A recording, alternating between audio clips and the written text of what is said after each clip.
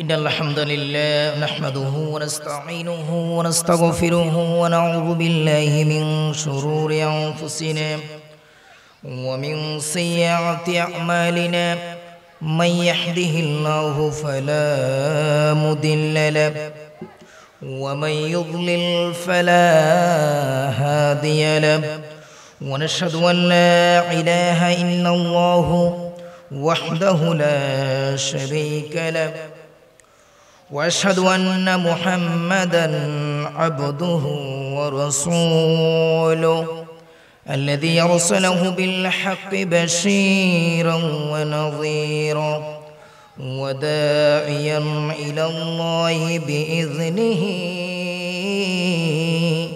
وسراجًا منيرًا فقد قال الله تعالى في كلامه المجيد وفرقانه الحميد أعوذ بالله من الشيطان الرجيم بسم الله الرحمن الرحيم إن الله يحب التوابين ويحب المتطهرين صدق الله العظيم إن الله وملائكته يصلون على النبي يا أيها الذين آمنوا صلوا عليه وسلموا تسليما اللهم صل على محمد وعلى آل محمد كما صليت على إبراهيم وعلى آل إبراهيم إنك حميد مجيد اللهم بارك على محمد كما باركت على إبراهيم وعلى آل إبراهيم إنك حميد مجيد मुझे कुछ मिले या ना मिले मोहम्मद मिले याने ओ शै जिससे अल्लाह मिले अल्लाहुम्मा सल्ली अला सय्यिदिना मौलाना मुहम्मद वअला आलि सय्यिदिना মনটা যদি হইতো প্রবল হাওয়া হইতো যদি শুভ্র কবুতর মেঘের ডানায় পাঠিয়ে দিতাম মদিনার পথে যেতায় আমার প্রিয় নবী ঘুমাই নিরন্তর আল্লাহুম্মা সাল্লি আলা মাওলানা মুহাম্মদ وعلى آل سيدنا أحسن منك كلمتني كدت عيني أجمل منك كلمتني بالنساء بلغ العلا بكماله كشف الدجى بجماله حسنت جميع خصاله صلوا عليه وآله ये तेरी मेराज थी कि मैं तेरे कदम तक पहुँचा ये तेरी मेराज थी कि तू लौह कलम तक पहुँचा और मेरी मेराज है कि मैं तेरे कदम तक पहुँचा बलगल उला बिकमालिही कशफ दुजा बिजमालिही हसनत जमीउ खिसालिही सल्लु अलैहि वालिही। मुअज्जिज हाज़िरीन, গিলাতুলী সমাজ কল্যাণ পরিষদ কর্তৃক আয়োজিত একদিন ব্যাপী ঐতিহাসিক সিরাতুন নবী সাল্লাল্লাহু আলাইহি ওয়াসাল্লাম মাহফিলে অধ্যক্ষার আয়োজিত দ্বিতীয় অধিবেশনের মাননীয় সভাপতি, উপস্থিত সম্মানিত বন্ধুবর উপস্থাপক মনিরুল্লাহ, উপস্থিত গিলাতুলীর আম জনতার মুরব্বী সমাজ এবং যারা আগে আলোচনা করেছেন অত্র মসজিদের সম্মানিত খতিব এবং যারা সমাপনী এবং দ্বিতীয় অধিবেশনে আলোচনা করবেন এবং যারা আমার মাইকের আওয়াজ, আমার কথা, আমার বক্তব্য শুনছেন, পর্দানশী মা এবং বোনেরা, সকলকে জানাচ্ছি সালাম, আসসালামু আলাইকুম ওয়া রাহমাতুল্লাহ। শুকরিয়া আদায় করছি মহান রবের, যিনি আজকের এই মহতি অনুষ্ঠানে, মহতি মাহফিলে আমাদেরকে বসে কথা বলার এবং শোনার জন্য তৌফিক এনায়েত করেছেন। সম্মানিত প্রিয় ভাইরা, পবিত্র কালামুল্লাহ শরীফ থেকে একখানা আয়াতে কারিমা তেলাওয়াত করেছি। সে আয়াতে কারিমার আলোকে আলোচনা করার জন্য এবং শেষ করার জন্য আল্লাহ যেন তৌফিক দেয় সেই কামনা করছি। সম্মানিত এলাকাবাসী, যারা মাইকের আওয়াজ শুনছেন, সকলকে উদারত আহ্বান জানাচ্ছি মাহফিলের প্যান্ডেলে এসে আলোচনা শোনার জন্য। চট্টগ্রাম তাফসির মাহফিলের একটা সিস্টেম ছিল, সামনে যাতে সমস্যা করতে না পারে সেজন্য কমিটির যারা আয়োজক ছিলেন, সে আয়োজকদের ভেতরে পুরো চাঁদগা থানা, যেখানে আমরা থাকি, পুরো চাঁদগা থানার যারা দায়িত্বশীল ছিলেন তাদের সকলকে সামনে বসানোর জন্য ব্যবস্থা করে দিয়েছেন। তাদের দায়িত্ব হচ্ছে মাহফিলে ওয়াজ শোনা, তাদের ভেতর আমি একজন ছিলাম। তো আমার গিলাতুলের যারা সমাজ কল্যাণ পরিষদের আয়োজক তাদেরকে বলবো, কমিটির ভেতরে কিছু যুবকদেরকে দায়িত্ব দিতে হবে যে তাদের কাজ হচ্ছে শুধু মাহফিলের প্যান্ডেলে বসে ওয়াজ শোনা। যেহেতু এটি বিশাল একটা আয়োজন, যেখানে আজহারি সাহেব আসছেন, সেখানে এইরকম ব্যবস্থা করা হয়েছে। সম্মানিত প্রিয় উপস্থিতি, আমি যে বিষয়টি আজকে উপস্থাপন করার জন্য উপস্থিত হয়েছি, বিষয়টি হচ্ছে আল্লাহর ভালোবাসা পাওয়ার উপায়, যেটি নিয়ে তাফসির মাহফিলে কামরুল ইসলাম সাইয়েদ আনসারী হুজুর এবং আজহারি হুজুরও কিছু আলোচনা করেছে। এমন একটি বিষয় আজকে নির্ধারণ করেছে, সেই বিষয়টি হচ্ছে রব্বুল আলামিনের ভালোবাসা পাওয়ার উপায়। মানুষ আমরা কি করলে পরে আল্লাহ রব্বুল আলামিন আমাদের উপরে রাজি হবেন, খুশি হবেন? আল্লাহ যদি আমাদের উপরে রাজি হয়ে যায়, খুশি হয়ে যায়, অবশ্যই তাহলে জাহান্নাম আমাদের থেকে অনেক দূরে থাকবে। জান্নাত আমাদের জন্য গিফট হিসেবে আমাদের সামনে উপস্থাপিত হবে, তাই নয় কি? সম্মানিত প্রিয় বন্ধুগণ, সেজন্য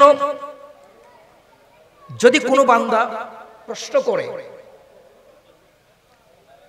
আল্লাহর কাছে আমি আল্লাহর প্রিয় হতে চাচ্ছি,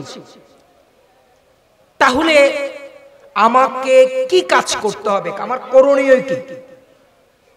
আজকে সেই করণীয় আমি এখানে আলোচনাতে এনেছি। সম্মানিত প্রিয় এলাকাবাসী, আমরা যদি আল্লাহ রাব্বুল আলামিনের ভালোবাসা পেতে চাই, তাহলে 6টি বিষয়ের 8টি বিষয়ের উপরে আমাদেরকে আমল করতে হবে। 8টি বিষয়ে যদি আমরা আমাদের নিজেদের গুণাবলীর ভিতরে অর্জিত করতে পারি, তাহলে পরে আমার আল্লাহ রাব্বুল আলামিন আমাদের উপর খুশি হয়ে যাবেন, রাজি হয়ে যাবেন। সেজন্য শুরুতে একটি আয়াতে কারিমা আমি তেলাওয়াত করেছি, ইন্নাল্লাহা ইউহিব্বুত তাওয়াবিন। ইন্নাল্লাহ নিশ্চয় আল্লাহ ইউহিব্বুত তাওয়াবিন, আল্লাহ ভালোবাসেন তাওবাকারীদেরকে, ওয়া ইউহিব্বুল মুতাতাহহিরিন, এবং আরো ভালোবাসেন যারা পবিত্রতা অর্জন করে। সম্মানিত প্রিয় বন্ধুগণ, এই আয়াতে কারিমার সূচনা লগ্ন থেকে শুরু করে আল্লাহ রাব্বুল আলামিনের যদি আমরা প্রিয় হতে চাই, তাহলে অবশ্যই আমাদেরকে এই 8টি বিষয়ের উপরে আমল করতে হবে। এই 8টি বিষয় গুণাবলী অর্জন করতে হবে। যে 8টি বিষয় আমি আজকে আলোচনা করব, এই 8টি বিষয়ের একটু মুখস্থ করে ফেলবেন ক্লাস। আল্লাহর সাথে যদি আমরা বন্ধুত্ব করতে চাই, আল্লাহকে যদি আমরা বন্ধুত্ব বানাতে চাই, তাহলে আমাদেরকে কয়টি বিষয়ের গুণাবলী অর্জন করতে হবে? কথা বলতে হবে 8টি। কয়টি বিষয়? 8টি। 1 নাম্বার হচ্ছে তাকওয়া, 2 নাম্বার হচ্ছে তাওবা, 3 নাম্বার হচ্ছে তাহরাত, 4 নাম্বার হচ্ছে তাওয়াক্কুল, 5 নাম্বার হচ্ছে সবর, 6 নাম্বার হচ্ছে ইহসান, 7 নাম্বার হচ্ছে ইনসাফ, আর 8 নাম্বার হচ্ছে জিহাদ ফি সাবিলিল্লাহ, আল্লাহর পথে সংগ্রাম করা। তাহলে এই 8টি বিষয়, এই 8টি বিষয়ে ক্রমান্বয়ে আলোচনা করে আমি আজকের আলোচনার ইতি টানব। সম্মানিত প্রিয় ভাইয়েরা, তাকওয়া মানে কি? তাকওয়া জিনিসটা কি? তাকওয়া হচ্ছে আল্লাহকে ভয় করা। আর তাওবা জিনিসটা কি? তাওবা হচ্ছে এমন পাপ করে ফেলেছি মানুষ, আমরা তো ভুল করি, ভুল করার পরিশেষে আমরা যদি মহান রবের কাছে ওই ভুল আর দ্বিতীয়বার না করব বলে শপথ করি, তাহলে এটার নাম হচ্ছে তাওবা। তাহারাত মানে হচ্ছে পবিত্রতা, আর তাওয়াক্কুল মানে হচ্ছে আল্লাহর উপরে ভরসা করা, আর সবর মানে হচ্ছে ধৈর্য ধারণ করা, আর ইহসান মানে হচ্ছে দয়া, অনুগ্রহ করা, আর ইনসাফ মানে হচ্ছে সুবিচার করা। আর 8 নাম্বার হচ্ছে জিহাদ ফি সাবিলিল্লাহ, দ্বীনের পথে, ইসলামের পথে দ্বীনকে বিজয়ী করার জন্য সর্বোচ্চ সংগ্রাম করা। সম্মানিত প্রিয় বন্ধুগণ, একটু মাহফিলের উদাহরণ দিতে চাই আলোচনা শুরুর আগে। মাহফিল আমরা কেন করি? আমরা জমিতে বৃষ্টি হওয়ার জন্য আল্লাহর কাছে প্রার্থনা করি না? কেন করি? যখন পেটে চৌচির হয়ে যায়, সেই চৌচির ভূমিতে ধান রোপণ করা কষ্টসাধ্য, করা কখনো সম্ভব নয়। তখন আমরা কি করি? আল্লাহর কাছে যদি বর্ষাকাল থাকে, তাহলে রবের কাছে প্রার্থনা করি যাতে বৃষ্টি হয়। তখন আল্লাহ তাআলা বৃষ্টি বর্ষণ করেন। বৃষ্টি বর্ষণ করার পরে জমি, কাঠিন্য জমি, যেই জমি পেটে মরুভূমি হয়ে গেছে, পানি পড়ার কারণে সেই জমি নরম হয়ে যায়। অথবা যদি গ্রীষ্মকাল হয়, গরমের সময় হয়, তাহলে তখন আমরা পাম্পের ব্যবস্থা করি, মেশিনের ব্যবস্থা করি, মেশিন দিয়ে জমিতে পানি সেচ দিই, পানি দিই। যখন মেশিন দিয়ে আমরা পানি দিই, তখন সেই মাটি, পাটা মাটি, মরুময় মাটি তখন উর্বরিত হয়, পানিতে প্লাবিত হয়। তখন সেই নরম মাটিতে আমরা যখন ধানের গুছা, বিভিন্ন শস্য, বিভিন্ন শ্বাস যখন আমরা করি, সেই শ্বাসে সোনালী প্রসরে মাঠ ভরে যায়। ঠিক তেমনি ভাবে মাহফিলের উদাহরণ হচ্ছে, নমুনা হচ্ছে এমন, যখন মুমিনের কলব যখন পাপাচারে ভরে যায়, অন্যায় অত্যাচারে, অন্যায় অনাচারে কল্প যখন ভরে যায়, তখন মৌসুমী যে মাহফিলগুলো হয়, আলেমরা যখন আলোচনা করে, সেই আলোচনার মধ্য থেকে মাটিতে যেভাবে বৃষ্টি মাটিকে নরম করে উর্বর করে দানের এবং শস্যের উৎপাদন করে, ঠিক সেইভাবে মাহফিলের যদি আয়োজন করা হয়, মাহফিলের আয়োজনের আলোচনা, বক্তাদের আলোচনা যদি শুনে আমল করা হয়, তাহলে শুনে যদি আমল করা হয়, তাহলে মুমিনের অন্তরও সেরকম উর্বর হয়ে যায়। তাহলে মাহফিলের অবশ্যই প্রয়োজন আছে। মাহফিল কিভাবে ভূমিকা রাখে? ওভাবে মাহফিল ভূমিকা রাখে যেভাবে চৌচির মরুভূমিতে যেভাবে পানি ভূমিকা রাখে, ঠিক গুনাহগার পাপী বান্দাদের অন্তরে ওয়াজ মাহফিল ঠিক সেভাবে ভূমিকা রাখে। সম্মানিত প্রিয় ভাইয়েরা, আমার আলোচনার 1 নম্বর বিষয়বস্তু হচ্ছে তাকওয়া। তাকওয়া মানে হচ্ছে আল্লাহর ভয়। একটু মনোযোগ দিয়ে শুনতে হবে। আমি সবাই শুনুক সেটা আমি চাই না, কয়েকজন যদি এই বিষয়গুলো যদি আমল করা হয়, এই আলোচনাগুলো করার জন্য দীর্ঘ পড়াশোনা করতে হয়েছে, সেজন্য একটু অনুরোধ করব 2-1 জন যাতে একটু মনোযোগ দিয়ে শোনেন। সম্মানিত প্রিয় বন্ধুগণ, 1 নম্বর যে বিষয়টি এনেছি সেটি হচ্ছে তাকওয়া। তাকওয়া মানে হচ্ছে আল্লাহর ভয়। আল্লাহ পাক 30 পারা কালামুল্লাহ শরীফে সূরা আল ইমরানের 102 নম্বর আয়াতে আল্লাহ পাক বলছেন, ইয়া আইয়ুহাল্লাযীনা আমানুত্তাকুল্লাহা হাক্কা তুকাতিহি ওয়া লা তামুতুন্না ইল্লা ওয়া আনতুম মুসলিমুন। হে ঈমানদারগণ, তোমরা যথাযথভাবে আল্লাহকে ভয় করো, মুসলমান না হয়ে তোমরা মৃত্যুবরণ করো না। আল্লাহ পাক বলছেন আরেকটা আয়াতে, ইন্নাল্লাহা ইউহিব্বুল মুত্তাকিন। আল্লাহ মুক্তাদিদেরকে ভালোবাসেন, পছন্দ করেন। তাহলে আয়াতে কারিমা আল্লাহ তাআলা কি বলছেন? আল্লাহ পাক আমাদেরকে বলছেন, হে ঈমানদারগণ, ইয়া আইয়ুহাল্লাযীনা আমানু, তোমরা যারা ঈমান এনেছো, ইত্তাকুল্লাহ, আল্লাহকে ভয় করো। আল্লাহকে ভয় করো। আল্লাহকে ভয়ের মানে কি?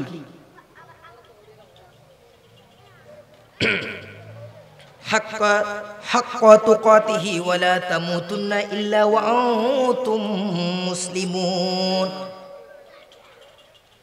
যথাযথভাবে আল্লাহকে ভয় করো এবং মুসলিম না হয়ে মৃত্যুবরণ করো না। আর যারা আল্লাহকে ভয় করবে, তাকওয়া অর্জন করবে, তাদের জন্য আল্লাহ তাআলা সূরা তাওবার 7 নম্বর আয়াতে সুসংবাদ দিচ্ছেন। আল্লাহ তাআলা কি বলছেন? ইন্নাল্লাহা ইউহিব্বুল মুত্তাকিন। আল্লাহ বলছেন নিশ্চয় আল্লাহ যারা আল্লাহকে ভয় করে তাদেরকে ভালোবাসে। তাহলে এই আল্লাহকে ভয় করাটা কি একটু জেনে নিন। আমরা কোরআন থেকে কোরআনের তাফসীর জানব। হযরতে তালাক ইবনে হাবিব রাহমাতুল্লাহ আলাইহি কিতাবুত তাকওয়াতে বর্ণনা করছেন তাকওয়া জিনিসটা কি। তালাক ইবনে হাবিব রাহমাতুল্লাহ আলাইহি বলছেন তাকওয়া সেই জিনিসটাকেই বলা হয়, তাকওয়া সেই জিনিসটাকেই বলা হয় আল্লাহ পাক রব্বুল আলামিন যে বিধান আমাদেরকে দিয়েছেন সেটির নাম কি? কোরআন। আল্লাহ যে বিধান দিয়েছেন সেই বিধানে বাচ্চা জন্ম থেকে শুরু করে মৃত্যু পর্যন্ত দুনিয়াতে যা কিছু করবে এই সব কিছুর কনস্টিটিউশন, সংবিধান, নীতিমালা আল্লাহ পাক কোরআনের ভেতরে লিপিবদ্ধ করে দিয়েছেন। সে কোরআনের যা আদেশ করেছেন, যা পালন করতে বলেছেন তা অক্ষরে অক্ষরে পালন করা। আর আল্লাহ রাব্বুল আলামিন যা কোরআনে নিষিদ্ধ করেছেন, না করার জন্য বলেছেন, যার দ্বারের কাছেও না যাওয়ার জন্য বলেছেন, সেই নিষিদ্ধ বিষয়গুলো থেকে দূরে থাকার নাম হচ্ছে তাকওয়া। এরকম অসংখ্য আয়াত রয়েছে। প্রিয় বন্ধুগণ, কিভাবে ব্যাখ্যা করলাম, এখন প্রাসঙ্গিক আলোচনার দিকে যাই। আল্লাহর রাসূলের সাহাবীরা কিভাবে আল্লাহকে ভয় করতেন। ইসলামের প্রথম খলিফার কথা বলছিলাম, খলিফা আবু বকর, নাম শুনেছি? ইসলামের প্রথম খলিফা আবু বকর রাদিয়াল্লাহু তাআলা আনহু যখন খেলাফতের মসনদে বসে গেলেন, আল্লাহ তাআলাকে এভাবে তিনি ভয় করতেন। সদা সর্বদা রবের ভয়ে তিনি কান্না অবস্থায় থাকতেন। যখন কোরআনে পাক তেলাওয়াত করতেন তখন অজরে আবু বকর রাদিয়াল্লাহু তাআলা আনহু কান্না করতেন। আমরা ক্ষমতার জন্য যে যুদ্ধ, যে হানাহানি, যে মারামারি, না 16 বছর, 18 বছর, 19 বছর, 41 বছর কাবু, এরকম মারামারি না? আর আবু বকর, ও আবু বকর, আল্লাহ রাসূলের সাহাবী আবু বকর সদা সর্বদা বলতে থাকতেন, তোমরা কেউ কি আছো, আমাকে একটু মুক্তি দাও। আমি যে খেলাফতের দায়িত্ব পালন করছি, আমি যে সরকারের দায়িত্ব পালন করছি, তোমরা কোনো ভাই কি আছো, আমার থেকে আমার এই খেলাফতের শাসনের দায়িত্বটুকু কেড়ে নিয়ে নাও। কারণ আমি যদি খেলাফতের দায়িত্ব পালন করি তাহলে পরে ওই দিন রবের কাছে এই আমার এই ভূখণ্ডে যারা বসবাস করে প্রত্যেকের আমলনামা, প্রত্যেকের দায়ভার আমাকে কিয়ামতের ময়দানে গ্রহণ করতে হবে।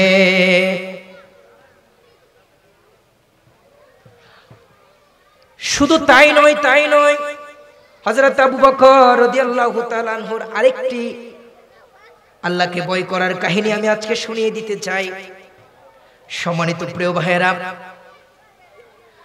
আবু বকর এমন ভাবে আল্লাহকে ভয় করতেন, একদিন একটি গাছের নিচে বসে গেলেন।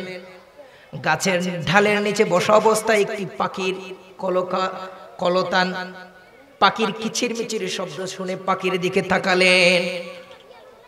আবু বকর পাখির দিকে তাকিয়ে বললেন, হায় আল্লাহ, আমি যদি মানুষ না হয়ে পাখি হতাম তাহলে আমার কোনো জবাবদিহিতা থাকতো না। আবু বকর মানুষ না হয়ে পাখি হওয়ার আরাধনা করছে কেন ভাই? শুধুমাত্র হচ্ছে আল্লাহর ভয়, এটার নাম হচ্ছে তাকওয়া। তিনি এভাবে বর্ণনা করছেন, ও পাখি, তুমি কতই না সৌভাগ্যবান পাখি, রোজ কিয়ামতের ময়দানে তোমাকে কোনো হিসাব দিতে হবে না। তুমি ইচ্ছা মতো উড়াল দিতে পারো, তুমি ইচ্ছা মতো খেতে পারো। আমার রব আল্লাহ তোমাকে টাইম সময় তাহারাত মানে কি? পবিত্রতা।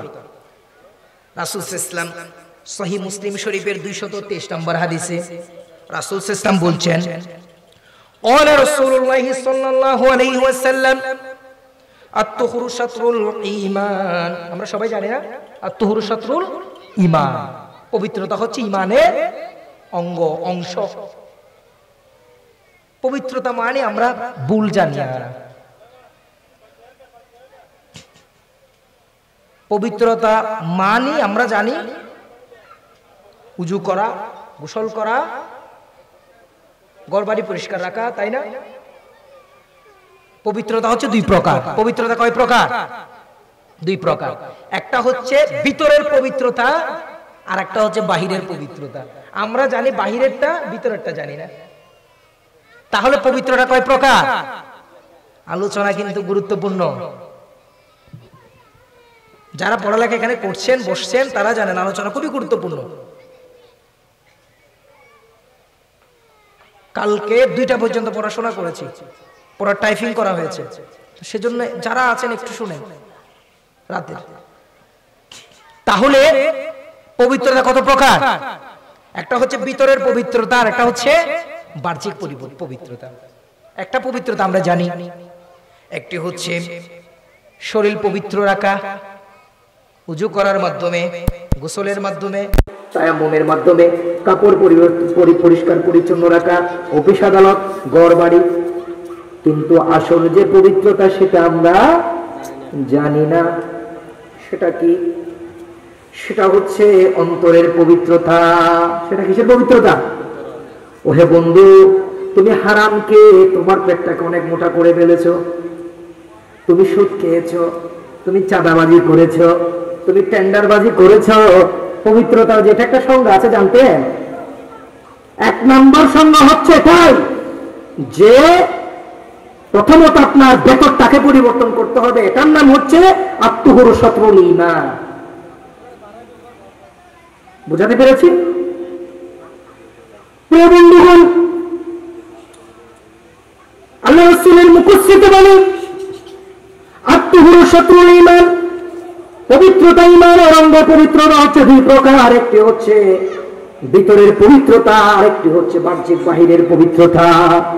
ভিতরের পবিত্রতা হচ্ছে আল্লাহ তাআলা যা নিষেধ করেছেন সেটা থেকে নিজেকে রক্ষা করা, সেখান থেকে নিজেকে পবিত্রতা রাখা। আল্লাহকে চাঁদাবাজি করতে নিষিদ্ধ করেন নাই, আল্লাহ সুদ খাইতে নিষিদ্ধ করেন নাই, আল্লাহ ঘুষ খাইতে নিষিদ্ধ করেন নাই। তাহলে আপনি এখানে পাখি পায়খানা করে দিয়েছে, পানি দিয়ে মুছে ফেললেন, মুছি ফেলাইলাম, শেষ, পরিষ্কার হয়ে গেছে না? আর যদি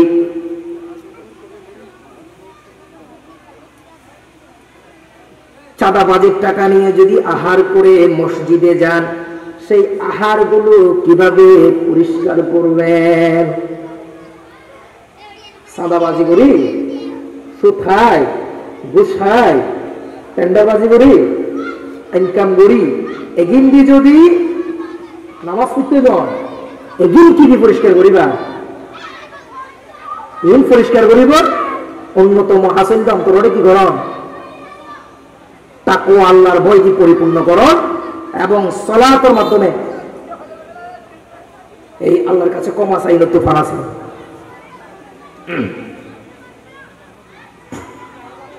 মাত্র 3টি 8টি থেকে একটু করে চলে যাচ্ছি। 4 নাম্বার যে বিষয় আল্লাহর উপর ভরসা করা। 5 নাম্বার হচ্ছে ধৈর্য এবং সবর করা। তাওয়াক্কুল মানে আল্লাহর উপর ভরসা করা, ধৈর্য মানে সবর করা, সবর মানে ধৈর্য ধারণ করা। তাওয়াক্কুল সেটা কি জিনিস? তাওয়াক্কুল মানে আল্লাহর উপর ভরসা করা। তাওয়াক্কুলের উদাহরণ এভাবে দিতে চাই। আল্লাহ রাসূলের কাছে দূর দূরান্ত থেকে একজন সাহাবী আসলেন। একজন সাহাবী এসে আল্লাহ রাসূলকে বললেন, আল্লাহ রাসূলের কাছে এসে বসলেন। আল্লাহ রাসূল জিজ্ঞেস করলেন, তোমার ঘোড়া বা উট কোথায়? আল্লাহ রাসূলকে সাহাবী বললেন, ইয়া রাসূলুল্লাহ, আল্লাহর উপরে ভরসা করে ছেড়ে দিয়ে এসেছি। আল্লাহ রাসূল বললেন, হে সাহাবী, আগে দৌড়ে যাও, দৌড়ে গিয়ে কিছুর সাথে তোমার ঘোড়াটা বেঁধে দাও, বেঁধে দেওয়ার পর আল্লাহর উপরে ভরসা করো। উদাহরণ, ব্যাখ্যা সহ উদাহরণ একেবারে। তাহলে তাওয়াক্কুল মানে কি? আল্লাহর উপরে ভরসা করা। ভরসাটা কিরকম? গরু গাছের লাঠির সাথে না বেঁধে গরু ছেড়ে দিয়েছেন, বলবে আল্লাহর উপর ভরসা, এরকম। আগে বাইরের যে অভ্যন্তরীণ বিষয় রয়েছে, সে অভ্যন্তরীণ বিষয়গুলো প্রচেষ্টা করার পরে বাকি ফয়সালা হবে কোথা থেকে? যেভাবে তাওয়াক্কুল করেছেন হযরত আবু বকর, হযরত নবী করিম সাল্লাল্লাহু আলাইহি সাল্লাম যখন হেরা পর্বতে ঢুকে গেলেন, তখন কাফের মুশরিকরা ধাওয়া করলেন।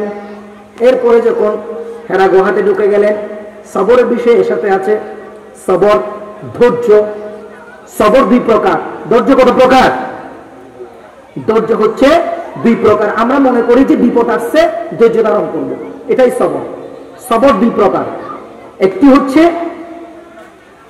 আল্লাহ যে ইবাদত করতে বলছেন, যে ইবাদত আমরা করতেছি, চলমান আছি, ওই ইবাদতের উপর অটল থাকা, এবং যা না করতে বলেছেন তা না করা, এটা একটা সবর।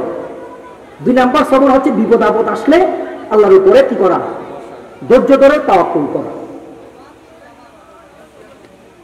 মুনির ভাই 5 মিনিট বাড়াই দেওয়া যাবে? এরপরে হচ্ছে ইহসান। 6 নাম্বার হচ্ছে ইহসান। ইহসান মানে হচ্ছে দয়া এবং অনুগ্রহ। রব্বুল আলামিন সূরা আল ইমরানের 134 নম্বর আয়াতে বলছেন, যারা সচ্ছল এবং অসচ্ছল অবস্থায়, যারা স্বভাব সচ্ছল, টাকা পয়সা তা আছে, টাকা পয়সা আছে দেইও নাই দেইও, আল্লাহর পথে যারা দান করে এবং যারা রাগকে সংযম করে এবং মানুষের প্রতি দয়া দেখায়, আল্লাহ তাআলা ক্ষমাশীলদেরকে ভালোবাসেন।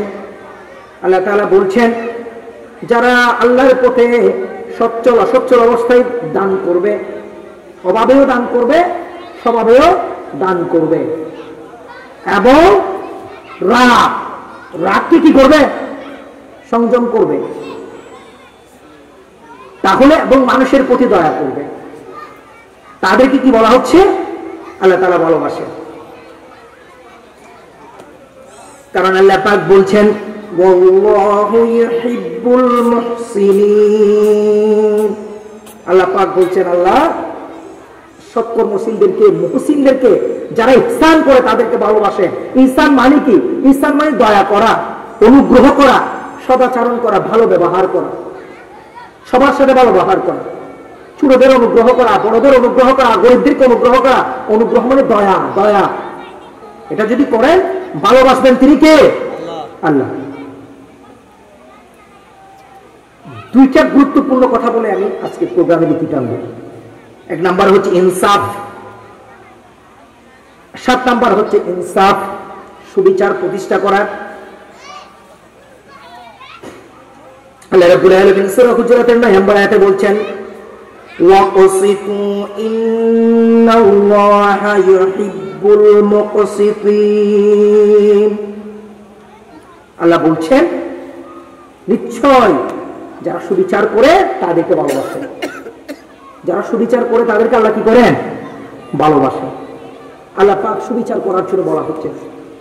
সুবিচারটা কিরকম হবে? সুবিচার যদি করতে পারেন তাহলে আল্লাহ ভালোবাসবেন। আমাদের মুহিবুল্লাহ হুজুর আলোচনা করেছেন, 7 শ্রেণীর মানুষকে আল্লাহর আরশের নিচে ছায়া দিবেন বলেছেন না? ওখানের একজন হচ্ছে যারা সুবিচার করে। বিচারক কি শুধু রাষ্ট্রের প্রধানরা করে? পরিবারে করা যায় না? পরিবার, সমাজ, মহল্লা, রাষ্ট্র, বিশ্ব, প্রত্যেক জায়গায় যারা দায়িত্বশীল তাদেরকে সুবিচার হওয়ার নির্দেশ দিয়েছেন তিনি কে? আল্লাহ রাব্বুল আলামিন নির্দেশ দিয়েছেন, তোমরা সুবিচার করো, সুবিচার প্রতিষ্ঠা করো। সুবিচারের একটি নমুনা হযরত উমর রাদিয়াল্লাহু তাআলা আনহু, আল্লাহর জবরদস্ত একজন সাহাবী। তার গভর্নর ছিলেন আমর ইবনুল আস রাদিয়াল্লাহু তাআলা আনহু। সময় তো প্রিয় বন্ধুগণ, হযরত উমর রাদিয়াল্লাহু তাআলা আনহুর শাসনামলে মিশরের গভর্নর, মিশর বিজেতা, মিশরকে যিনি জয় করেছেন, আমর ইবনুল আস রাদিয়াল্লাহু তাআলা আনহু এমন ভাবে সুবিচার করেছেন, একজন মিশরীকে তার ছেলে আঘাত করেছিল। ওই মিশরে ছিল মুসলমান। সেই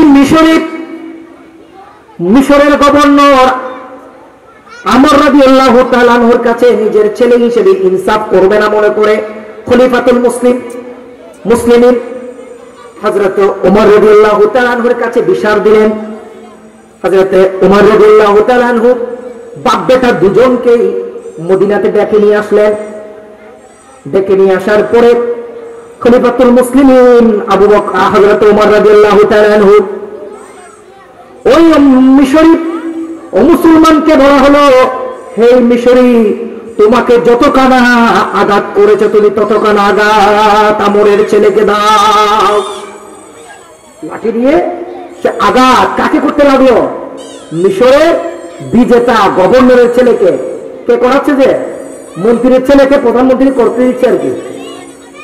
ওমর রাদিয়াল্লাহু তাআলা আনহু আমর ইবনে আসকে যখন তাকে মারা হয়ে গেল, হযরত ওমর রাদিয়াল্লাহু তাআলা আনহু তো মহাগরম, তোমার কি প্রতিশোধ নেওয়া শেষ হয়েছে? বলে আমার শেষ। আরো কিছু বাড়ি তুমি ওর তার ছেলেকে না আমর রাদিয়াল্লাহু তাআলা আনহুর মাথায় দাও। কে বলেছে? সুবিচার কাকে বলে?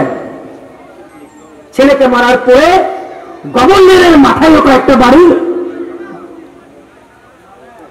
মুসলমান মিশরি বলল, ও মুসলমান মিশরি ডাক দিয়ে বলল, হে আমিরুল মুমিনিন, আমি বুঝতে পারি না এই মুসলমানেরা এভাবে ন্যায় বিচার করে।